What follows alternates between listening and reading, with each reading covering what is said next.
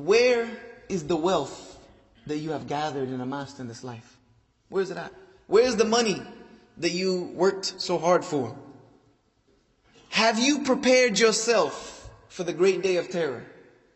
There is no money in your hand when you're dying. And even if there was, it couldn't do you any good. You cannot bribe death. The wealth and pride that you have enjoyed in this life, Allah has replaced them on your death with humiliation and poverty. Because the really bankrupt person is the person who stands in front of Allah with no deeds. The commodity on the day of judgment is deeds. That's it.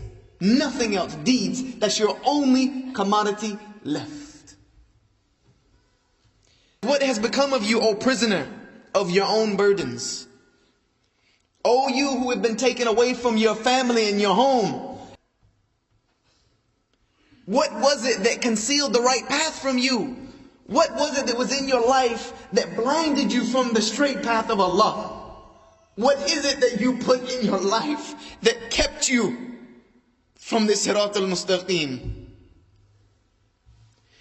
What was it that caused you to have no interest in making provisions for the long journey of Akhirah that's waiting you? What caused you to delay? O you who were deceived by this world.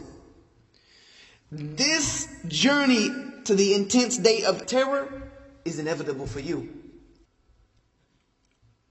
That is the day when you will stand in front of the sovereign, the judge, and the blows that were struck by your hands, the places where your feet took you, the words that were uttered by your tongue, the actions of your limbs, and all of your faculties will be counted against you on that day. If Allah has mercy on you, you will go to Jannah. If Allah doesn't, you will go to hell. O negligent ones who ignore the important matters of life, how long will you be negligent? How long will you neglect Allah Azza wa Jal in your life? How long? Do you think you have enough time to keep doing it? Death's not going to send you an email, a text message. It's not going to give you any warning. Do you think that this matter is easy? Do you think that death in Akhirah is easy? Do you think that this is insignificant in your life? Do you think that the situation you lived your life in will help you now on this day? Do you think your wealth will save you when your actions have already condemned you? Or do you think your regret will help you when your feet are slipping across the sirat? It'll only be a weight that throws you deeper. No, by Allah, you're all wrong. Do you think your friends and family will be there to help you when Allah Azza wa Jal is gathering you together to throw you into the deepest parts of hell? Do you think anybody's going to help you? Do you think your family's going to be there? They're going to be worried about themselves. Your friends, you won't find them. Your only friend on that day will be your deeds. It's your only friend. Know by Allah, you are wrong, and you will come to know.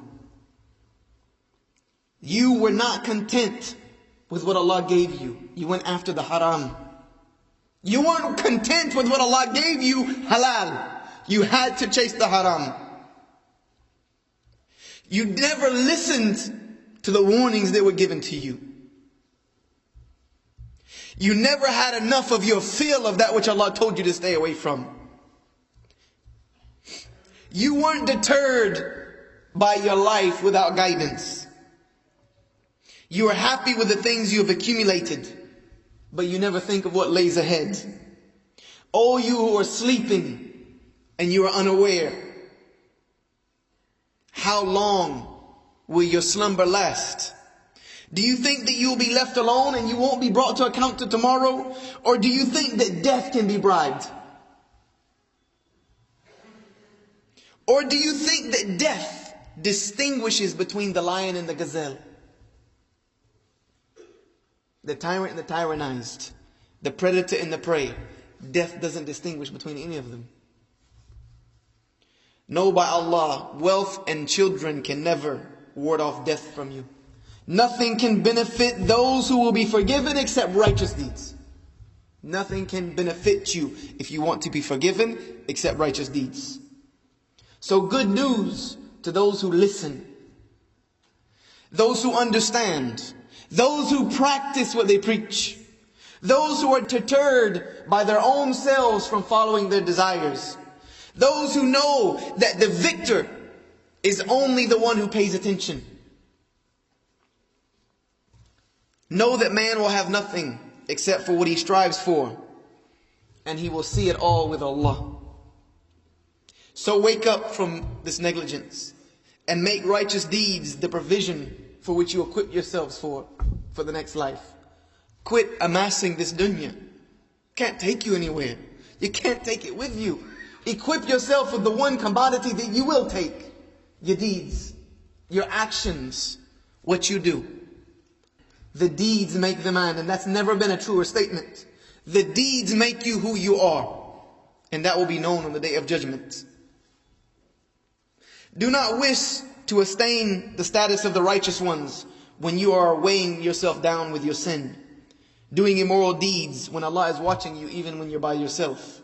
Do not be so deceived by hopes and wishes that you neglect to strive for the akhirah. For one poet once said, take provision from this life to equip your akhirah. Strive for Allah and do good deeds. Do not accumulate too much of this world, for that accumulation will eventually leave your hands. Would you like to accompany other people who have provisions and yet you do not? Please make special du'as for our patrons who made this possible by supporting us on Patreon. Insha'Allah.